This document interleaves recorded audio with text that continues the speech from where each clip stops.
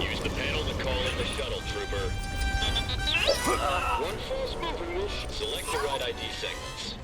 They're the ones that look like us.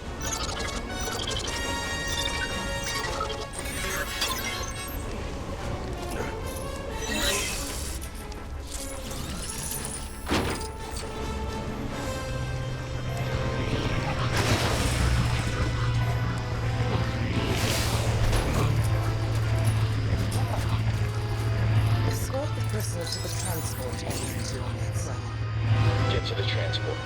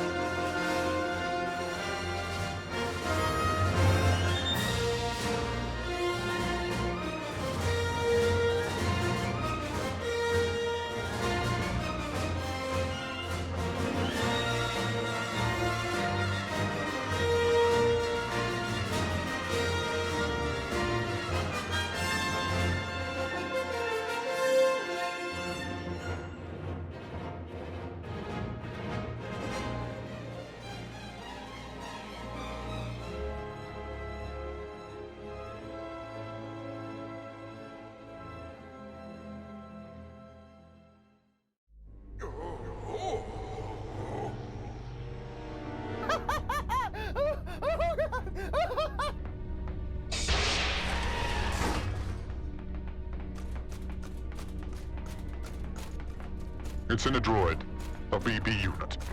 Well then, if it's on Jakku, we'll soon have it. I leave that to you.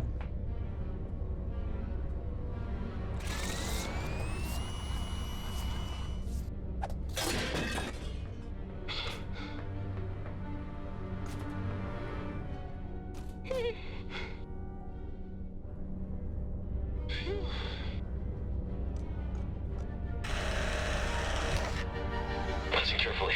If you do exactly as I say, I can get you out of here. Can you fly a TIE fighter? What? This is a rescue. I'm helping you escape. You with the Resistance? What?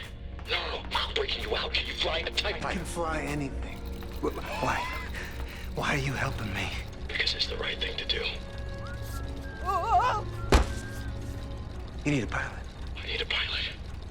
LEGO Star Wars The Force Awakens walkthrough part 3, so this is Escape from the Finalizer level, and this is actually one of the longer levels.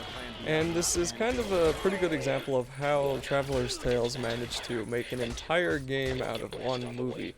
And they really extended the parts here by escaping through this hangar, which took all of 5 minutes in the movie, and then we're going to get to play as Rey later, and they really extended the part of her hunting through that fallen Death Star, which is actually kind of fun being inside of there. So anyway, first we get to play as Dameron, prisoner, or the Poe guy, and then we get to play as Finn before he becomes actual Finn. He's still a stormtrooper here, and we just have to move a couple of these boxes out of the way first.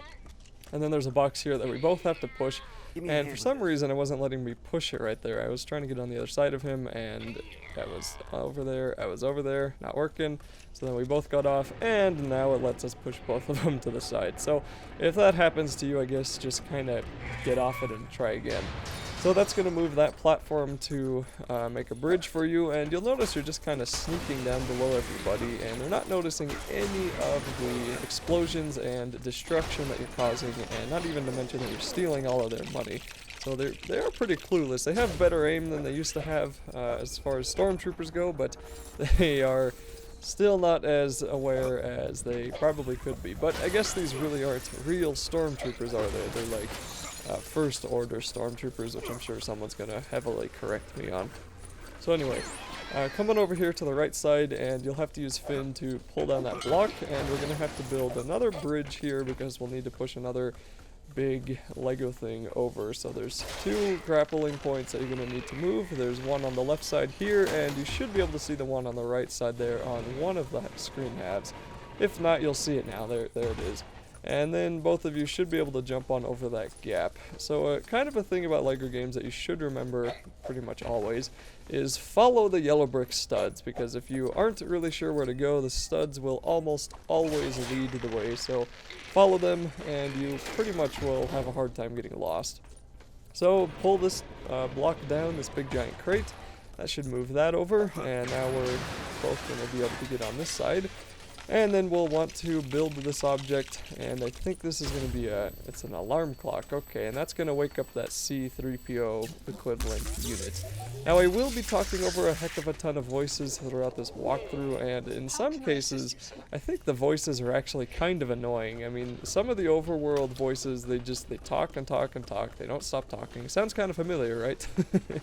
And it's, I don't know, sometimes I wish they would shut up, and I don't mind having voice acting in Lego games, I just wish they wouldn't be so heavy on the overworld voice acting, which has it just has what feels like a big glut of like discount voice actors that aren't really there for fun, they're there for the job, and they do it just for the stupid little Lego quests.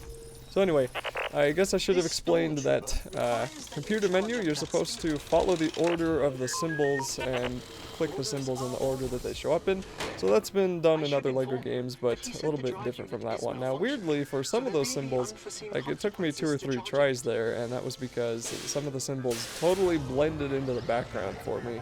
And as I've mentioned before, I'm a bit colorblind, so that might have been partly why, maybe it wasn't, I don't know. My brother was making fun of me though, so that's kind of interesting. I'm sure it's no big deal for anybody else. I probably just suck. So anyway, now we need to get on up into that big giant computer room, control room, command room, whatever you want to call it. And that's going to involve building this Lego object here, and we're going to need to do it twice as usual. So the first one on the right side will be a generator, which will allow Finn or whoever else to climb up there. Then you'll want to get onto this ledge and shimmy on up, and you don't actually want to build the left Lego creation, or at least you don't want to activate it until Finn has pulled down the cover that is over what this is about to shoot. So we'll see right above Finn there, he needs to jump onto that bar, and if you try to shoot it too early, then that'll happen. You'll waste some time. Nothing really drastic happens, but you know, just jump on it first and then activate this, and that will, I think it blows up the whole side of the command center. So that's kind of a violent way of getting up there. We probably could have just knocked, but hey.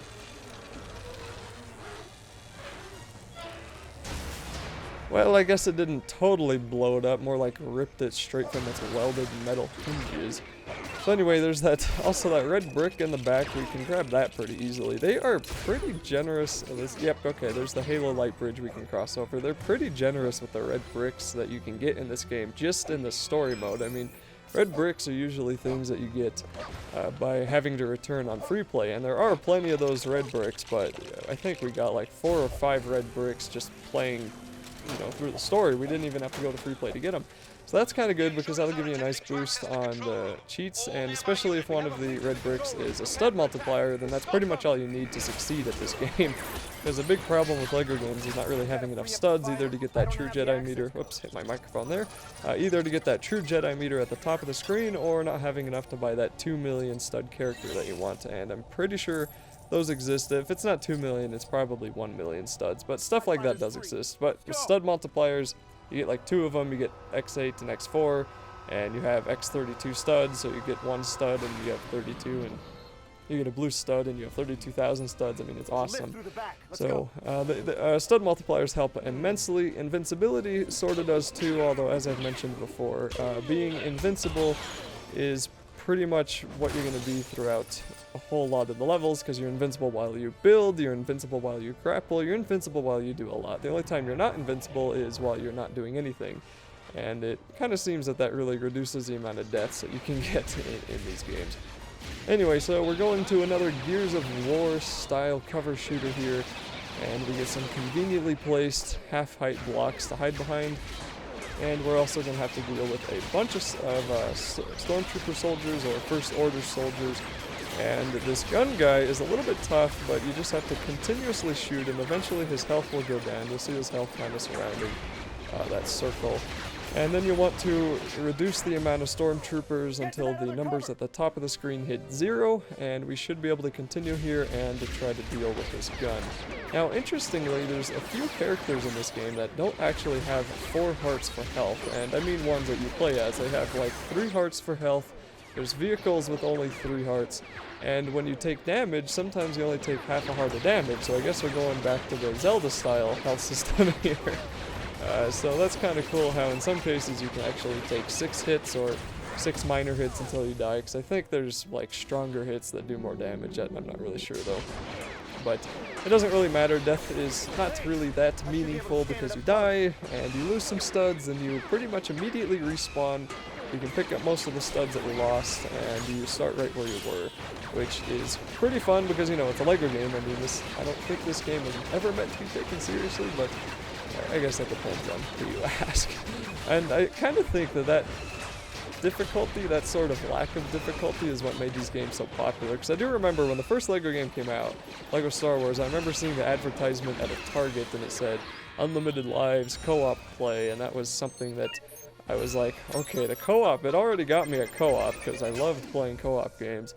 But the unlimited lives thing was also interesting because at that point, I don't think I'd ever played a game with unlimited lives because I was still playing games on my GameCube and 64, and some of those games were kind of mean, and now that I look back at them, they probably weren't too good. But, you know, that wasn't really that long ago. But it was strange hearing unlimited lives because it really seemed that having unlimited lives was something reserved for cheats or stupid baby games, not really awesomely made LEGO games. But, you know, I don't really know why I rambled on that for so long. Anyway, we took out the gun there by using the binoculars to reveal the weak spots on either end, and you just have to kind of shoot whatever end is open to you, and then we'll be able to walk on inside of this TIE fighter.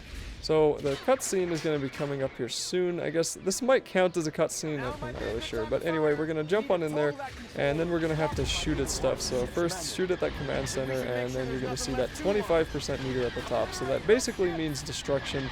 You need to just destroy things until that meter goes up till, you know, to different, about 1/4 of 100. So at every 25% intervals, you will continue on to the next area, and we're just going to be blasting away at these TIE fighters now.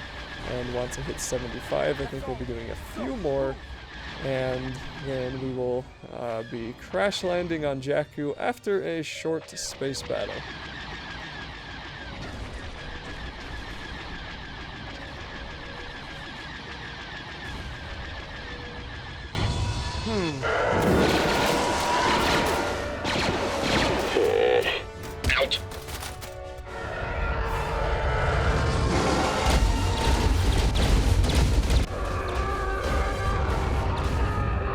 Out. This thing really moves.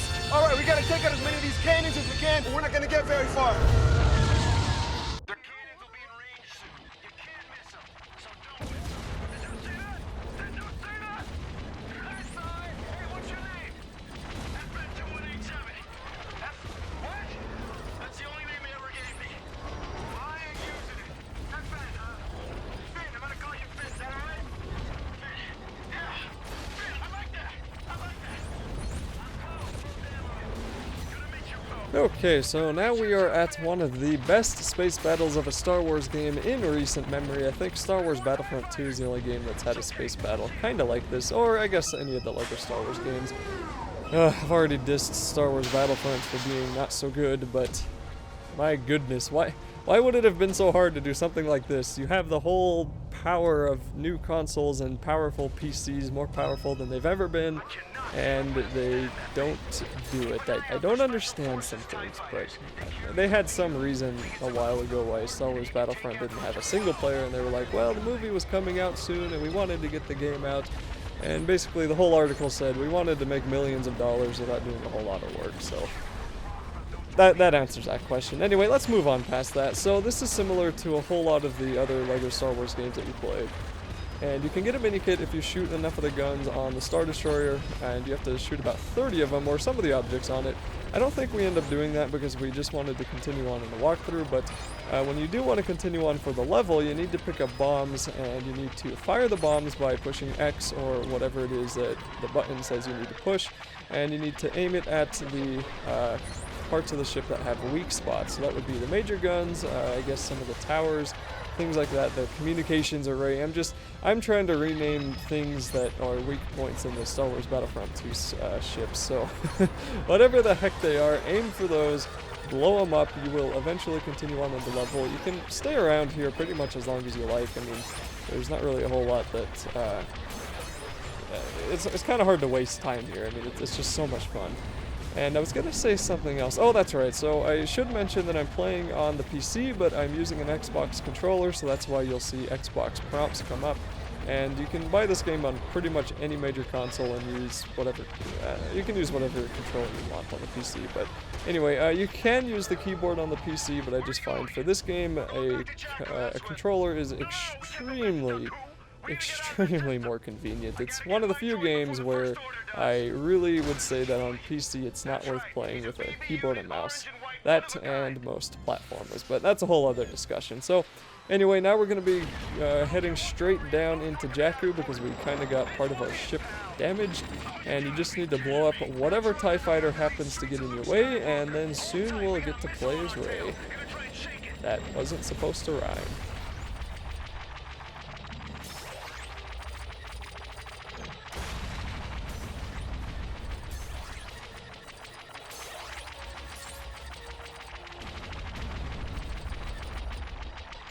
It's getting close. No good. I can't lose it. Get ready.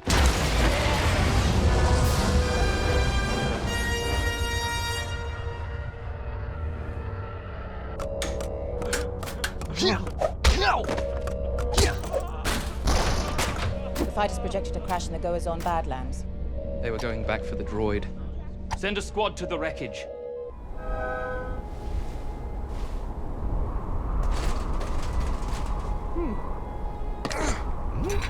Bow! Bow! Bow!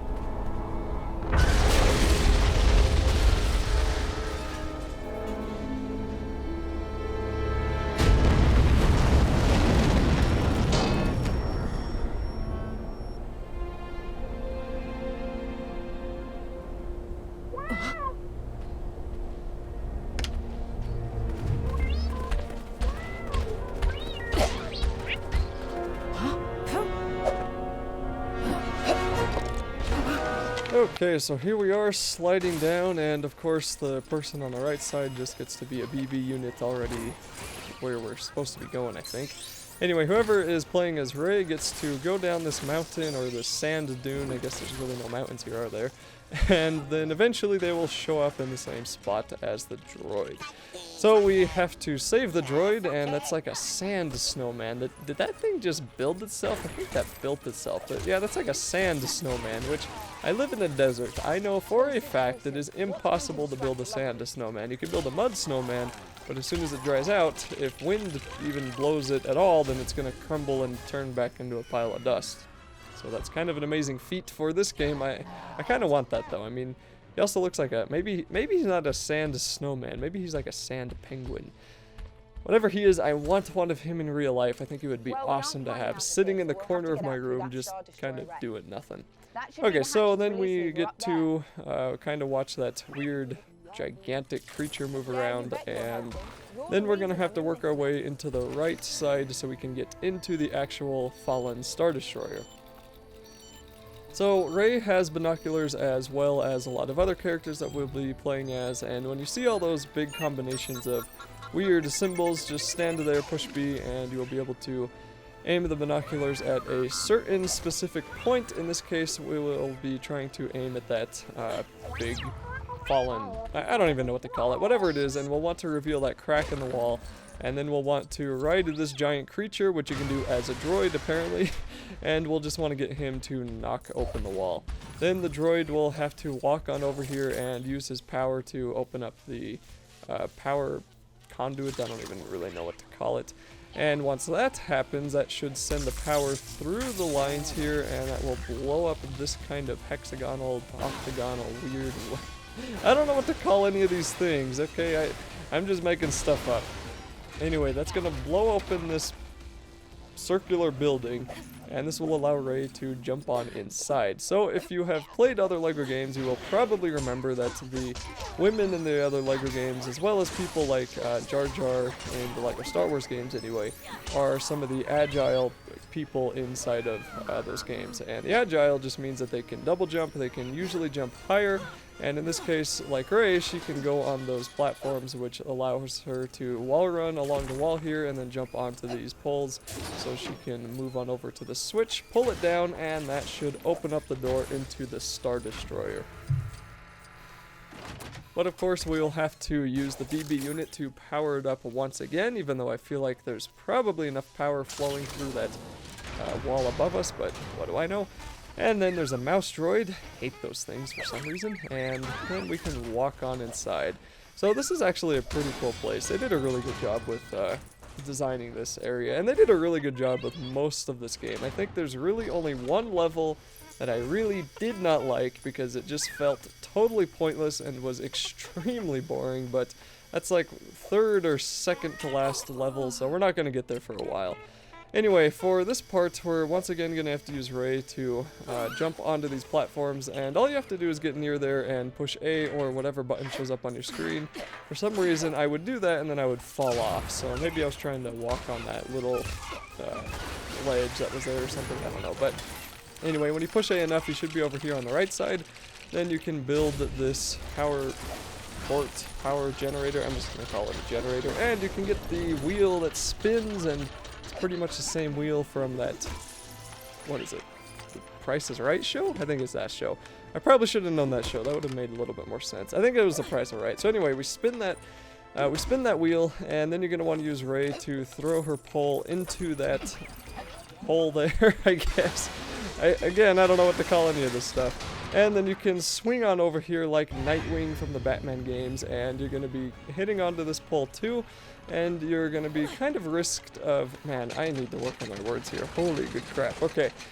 You will be hanging onto the pole, and you will risk falling off, so you need to rapidly mash the X button so you don't fall off. Then you need to come over here to the left side and build this platform, or this spring platform for the BB unit, and he'll need to charge it up by spinning the analog stick in the direction that shows up on the screen, and then he will be able to fling himself up above, and that should let him destroy a couple of things up here. Is the droid even a him? Whatever it is, the it, I guess. Anyway, the droid will be up here, and we're going to see a jumping wall there that the droid obviously cannot use, because we need to get Rey up here to do that. And the droid will just have to spend some time kind of destroying a few things, and you can kind of see a tic-tac-toe thing there on the sand. That's kind of funny. So come into here and destroy a few of the weird aliens that are attacking you, then go into the little grate here, which only tiny characters can go through, which of course will be things like Ewoks, and I think that... What is her name? I think her name's Max. We find her later in the movie. She has the big giant spectacles or the big giant glasses on. She can go through those, little droids can go through those. There's going to be a whole lot of characters who can go through them, especially once you start doing free play and unlocking other characters. But for now, the droid will have to do that, and then he can power up the wall so Rey can jump up here, and then Rey's going to want to head back to the left so we can jump up the jumping wall here, and just jump on one side and then try to jump up both sides. Try not to get glitched like I did there, and slide down it slowly, and then you should be able to walk over here to the right side, which has a little ledge that you can push A to quickly go under, and then another wall run that you'll need to run onto so you can climb up this wall, then another ledge that you can go under, and then we'll be on the right side here. So don't fall down because you'll have to do that all over again, but before you fall down, be sure to build this Lego right here. So then you're going to want to can't use that until get I get the little the guy up BB here. unit up here first, and I guess we need to build the one on the right side. I'll make a way up the slope for you.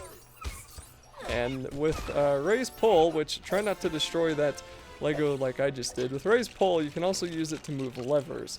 So with this right Lego object, we built a lever, just go up to it, push B, and then you can stick your pole inside of it and move it to the side. So that's kind of interesting too, because in other Lego games you had to build those weird kind of diagonally shaped levers that you had to push, and that's basically the same thing as this, except you're just using Ray's ability to move it over instead of having to build, you know, the lever itself.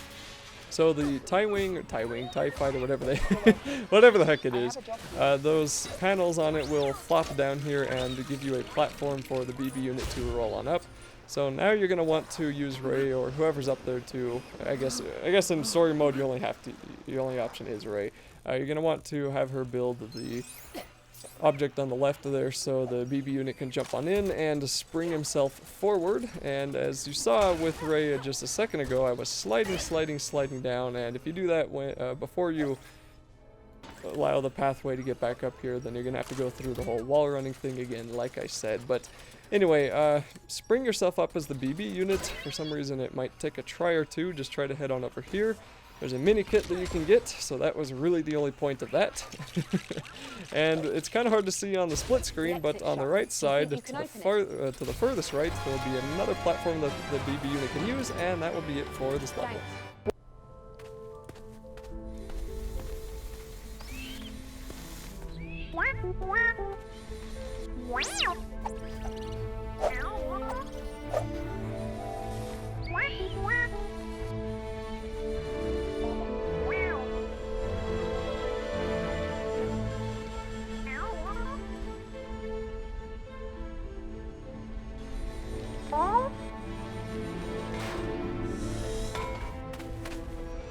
Where do you come from? Classified, really? Me too. Big secret. Nima Outpost is that way. Stay off Kelvin Ridge. Keep away from the sinking fields in the north. You'll drown in the sand. Don't follow me. Town is that way. In the morning, you go. You're welcome.